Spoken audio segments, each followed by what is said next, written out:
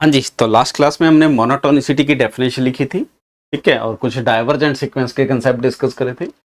Now अगर आपके पास कोई एक मोनोटोनिक सीक्वेंस है, उसका लिमिट पॉइंट से क्या रिलेशन है, कन्वर्जेंट से क्या रिलेशन है, डाइवर्जेंट से क्या रिलेशन है, ये सारी इंफॉर्मेशन हम डिस्कस करेंगे। ठीक है, तो अगर मेरे पास एन जो है मोनोटोनिक सीक्वेंस है,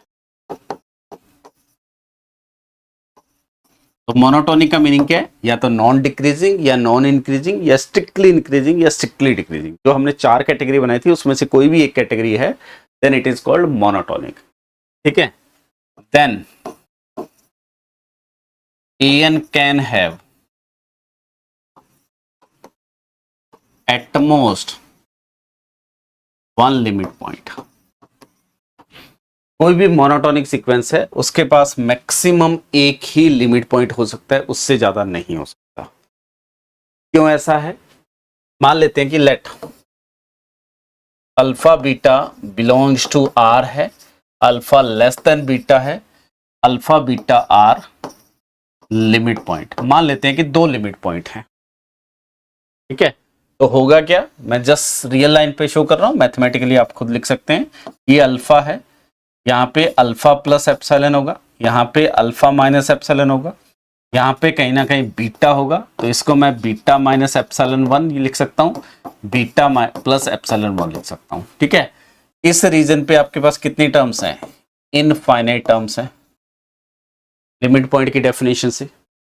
ठीक है, इसी चीज को आप मैथमेटिकली लिख लेंगे, यहां भी आपके पास इनफाइनाइट टर्म्स हैं। ठीक है, तो definitely implies there exist en belongs to beta minus epsilon 1 and या ए आर नाम दे देते हैं, beta minus epsilon 2 beta plus epsilon 1। इस रीजन पे डेफिनेटली इनफाइनाइट टर्म है, उसमें से मैंने एक टर्म पिक कर ली। नाउ लेट जो मेरा ए एन है वो मोनोटोनिकली इंक्रीजिंग है या स्ट्रिक्टली इंक्रीजिंग है, दोनों में से कुछ भी ले सकते हैं। तो जब भी आपको स्ट्रिक्टली इंक्रीजिंग लेना है तो लार्जर लिमिट पॉइंट से स्टार्ट करना है, स्ट्रिक्टली डिक्रीजिंग या नॉन इंक्रीजिंग लेना है तो स्मॉलर से बात करनी है। एन अगर आपका इंक्रीजिंग नॉन डिक्रीजिंग या स्ट्रिक्टली इंक्रीजिंग है तो इंप्लाइज क्या करते हैं, एन इज ग्रेटर देन और equal to n minus 1 for all n, ये डेफिनेशन होती है। ठीक है, ये अजम्पशन लेके चल रहे हैं। नाउ ए आर जो है वो क्या है, greater than beta minus epsilon 1 है, ये लेस देन और equal to a r plus 1 होगा, लेस देन और equal to a r plus 2 होगा एंड सो ऑन। यानी कि जो मेरे पास ए एन है वो ग्रेटर देन क्या हो गया, बीटा माइनस एप्सिलॉन 1 हो गया for every n greater than और इक्वल टू आर। तो इस रीजन पे कितनी टर्म्स बची, तो implies alpha minus epsilon alpha plus epsilon, in this region there exist only finite terms। लेकिन ये लिमिट पॉइंट है तो दिस इज अ कॉन्ट्राडिक्शन। और इसी टाइप से डिक्रीजिंग है तो इस alpha minus alpha plus epsilon से लेस कोई ना कोई एक टर्म होगी, और डिक्रीज करेगा तो बाकी सारी टर्म इसी साइड आएंगी। एक बार इंक्रीज कर गया, जैसे ही एक टर्म यहां मिली उसके बाद बाकी सारी टर्म इसी साइड आनी है। तो इस नेबरहुड में एक टर्म मिलने के बाद इंक्रीजिंग के बाद इस साइड मिलेगी, तो इसके लेफ्ट साइड में ओनली फाइनाइट टर्म। तो क्या प्रूफ हुआ, every monotonic sequence can have at most one limit point. Clear है? नेक्स्ट, अगर मेरे पास एन मोनोटोनिक है, नॉन डिक्रीजिंग और स्ट्रिक्टली इंक्रीजिंग, तो implies n is bounded below. ठीक है, इसी टाइप से मैं सेकेंड स्टेटमेंट ऐड कर लेता हूं, फिर दोनों को एक साथ डिस्कस कर लेंगे। एन मेरे पास अगर मोनोटोनिक सीक्वेंस है, नॉन इंक्रीजिंग या स्ट्रिक्टली डिक्रीजिंग, तो इंप्लाइज एन जो है वो बाउंडेड अबव हो जाएगा। रीजन, जैसे पहला statement, if an is increase or strictly increase, monotonically strictly increasing या नॉन डिक्रीजिंग है, तो क्या लिखेंगे, implies a of n is less than or equal to an plus 1, और अगर स्ट्रिक्टली आ गया तो यहां स्ट्रिक्टलेस आ जाएगा। तो implies क्या है मेरे पास, a1 जो है लेस देन और equal to a2, less than और equal to a3 and so on. तो implies जो a1 है वो क्या मिल गया, लोअर बाउंड, implies सीक्वेंस क्या हो गया, बाउंडेड बिलो हो गया। तो जितने भी मोनोटोनिक सीक्वेंस है अगर वो नॉन डिक्रीज कर रहे हैं या इंक्रीज कर रहे हैं वो बाउंडेड बिलो हो जाएंगे, और अगर नॉन इंक्रीजिंग है या स्ट्रिक्टली डिक्रीजिंग है तो वो बाउंडेड अबव। सिमिलर लॉजिक आप सेकंड स्टेटमेंट पे लिख सकते हैं। तो हम ओवरऑल ये लिख सकते हैं कि एवरी मोनोटोनिक सीक्वेंस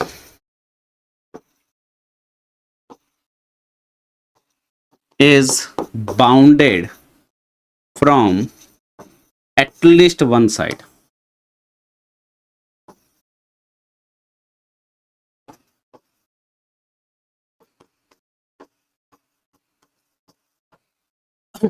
जितने भी मोनोटोनिक सीक्वेंस है वो एटलीस्ट एक साइड से हमेशा बाउंडेड।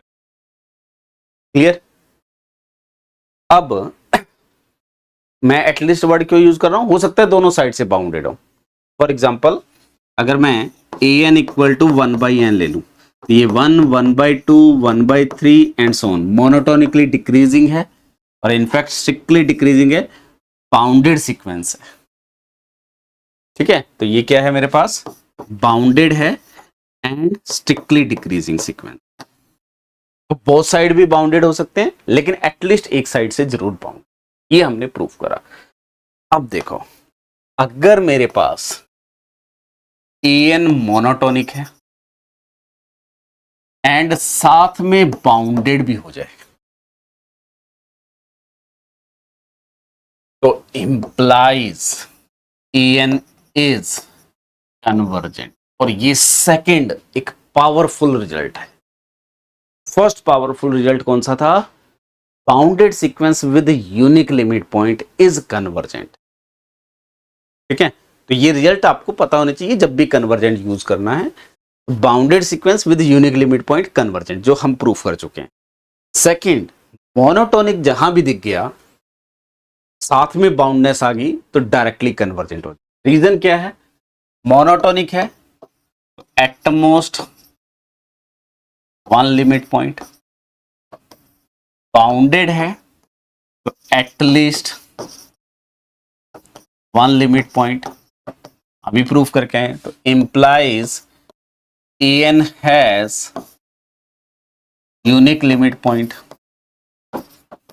एंड उसके साथ साथ an क्या दिया हुआ है, बाउंडेड दिया हुआ है, तो इंप्लाइज an इज कन्वर्जेंट।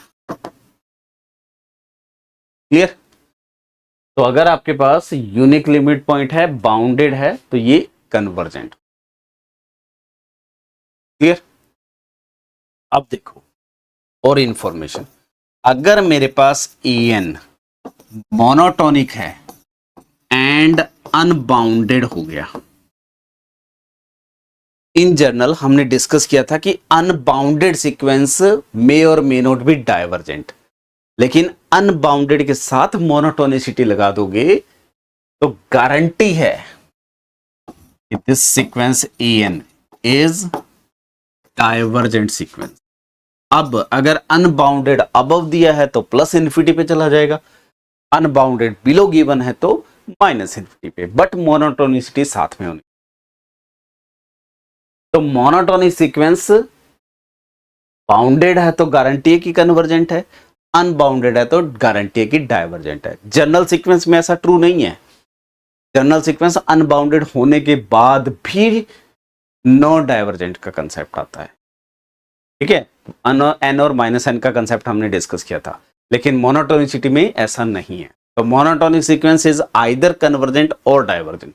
पहले मैं इसको डिस्कस कर लेता हूं, देन उस पे आते हैं। अभी मान लेते हैं कि an जो है वो नॉन डिक्रीजिंग या स्ट्रिक्टली इंक्रीजिंग है। ठीक है, तो इम्प्लाइज, ये अजम्पशन लेके चल रहे हैं, इसी टाइप से आप रिवर्स के लिए भी कर सकते हो। Implies a n less than और equal to a n plus 1 for all n. Now a n monotonically increasing है, अनबाउंडेड है, तो अनबाउंडेड अबव ही होगा क्योंकि एटलीस्ट एक साइड बाउंडेड होता है। इंक्रीज कर रहा है तो बाउंडेड बिलो तो होगा ही होगा, तो अनबाउंडेड अबव होगा। implies for every m belongs to real number there exists some small m belongs to natural number such that ये जो मेरा m है वो लेस देन और इक्वल टू ए एम हो जाएगा, और सीक्वेंस इंक्रीजिंग मोड में है तो a m plus 1, a m plus 2 and so on. तो मैं क्या लिख सकता हूं, implies for every real number m belongs to r there exists m belongs to natural number such that जो मेरा m है वो लेस देन और equal to a n f for all n greater than और equal to m। और ये किसकी definition है, डाइवर्जेंट की, क्योंकि m के लेफ्ट साइड में m से स्मॉलर ओनली फाइनाइट टर्म बची। तो इंप्लाइज मेरा सीक्वेंस ए एन जो है it is diverse two plus infinity. तो मोनोटोनिसिटी में अगर अनबाउंडनेस आ गई तो it should be diverse two plus infinity. Monotonicity में बाउंडनेस आ गई तो इट इज कन्वर्जेंट सीक्वेंस। तो मोनोटोनिक सीक्वेंस या तो बाउंडेड होगा या अनबाउंडेड होगा, दोनों में से कोई एक ही सिचुएशन आनी है। ठीक है, बाउंडेड इंप्लाइज कन्वर्जेंट और अनबाउंडेड इंप्लाइज डाइवर्जेंट, यानी कि ऑसिलेशन का केस ही नहीं है। अब इस चीज का यूज कैसे करना, अगर मेरे पास ए एन मोनोटोनिक है and has no limit point, monotonic है लेकिन लिमिट पॉइंट नहीं है, लिमिट पॉइंट नहीं है तो बाउंडेड तो नहीं हो सकता। तो यहां से क्या कंक्लूजन आएगा, ए एन इज अनबाउंडेड, और यहां से मोनोटोनिसिटी है, तो यहां से एंड यहां से दोनों को अगर मैं कंबाइन करूंगा, monotonicity unbounded implies a n is divergent sequence. तो अगर आपको मोनोटोनिसिटी मिल गई और आपको यह दिख गया कि कोई लिमिट पॉइंट नहीं है तो डायरेक्टली सीक्वेंस इज डाइवर्जेंट। क्या कंक्लूजन आया, monotonic sequence without limit point is divergent. तो ए एन इज डाइवर्जेंट सीक्वेंस। और अगर आपके पास ए एन मोनोटोनिक है, मोनोटोनिक सीक्वेंस है and has a limit point, monotonic है और साथ में लिमिट पॉइंट भी मिल रहा है, तो अगर लिमिट पॉइंट मिल रहा है तो यहां से definitely a n is non divergent, a n diverge नहीं करेगा। मोनोटोनिक है और नॉन डाइवर्जेंट है, मोनोटोनिक सीक्वेंस या तो कन्वर्ज करता है या डाइवर्ज करता है, तो implies a n is convergent, implies a n is bounded. तो जितने भी मोनोटोनिक सीक्वेंस है अगर लिमिट पॉइंट मिल गया वो कन्वर्ज भी करेंगे, वो बाउंडेड भी होंगे। अगर लिमिट पॉइंट नहीं है वो डाइवर्ज भी करेंगे, वो अनबाउंडेड। तो इसलिए मोनोटोनिसिटी एक पावरफुल टूल है सीक्वेंसेस के बारे में जानने की।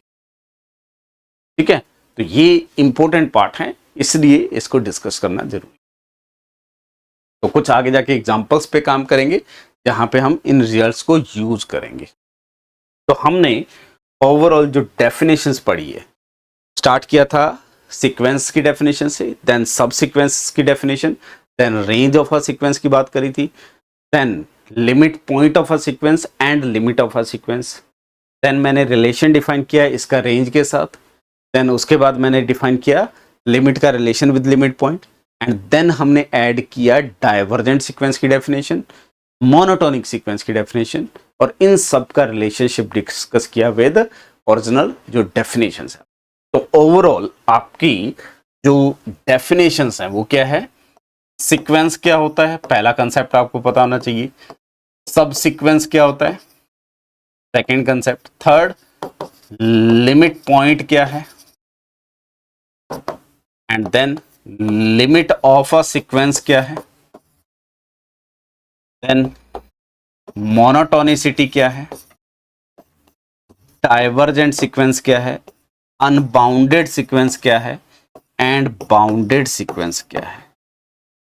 ये ओवरऑल डेफिनेशन है इस पूरे चैप्टर में। तो आपको करना क्या है, सबकी डेफिनेशन एक बार लिखिए, देन इन सारी डेफिनेशन को आपस में रिलेट करिए, ये एक आपका सेगमेंट कंप्लीट। अब इससे रिलेटेड जितने भी क्वेश्चन है वो हम नेक्स्ट क्लास में पहले कवर करेंगे। कुछ एक और थोड़ा सा रिजल्ट हम एक यूज करेंगे, सब सीक्वेंस से सीक्वेंस को कन्वर्जेंट कैसे चेक करते हैं, देन फिर उससे रिलेट करके आगे कंसेप्ट यूज। ठीक है, तो अभी तक मेरे पास 2 थ्योरम्स आई हैं जो हमें ये बताती हैं कि सीक्वेंस कन्वर्ज कब करेगा। पहली theorem, bounded with unique limit point implies convergent. Second theorem, monotonicity plus boundedness implies convergent, या monotonic sequence with limit point is convergent. इन्हीं का यूज करेंगे। आपको ये आइडेंटिफाई करना है कि कौन से मेथड से मैं सीक्वेंस को कन्वर्जेंट या नॉन कन्वर्जेंट शो कर सकता हूं। क्लियर?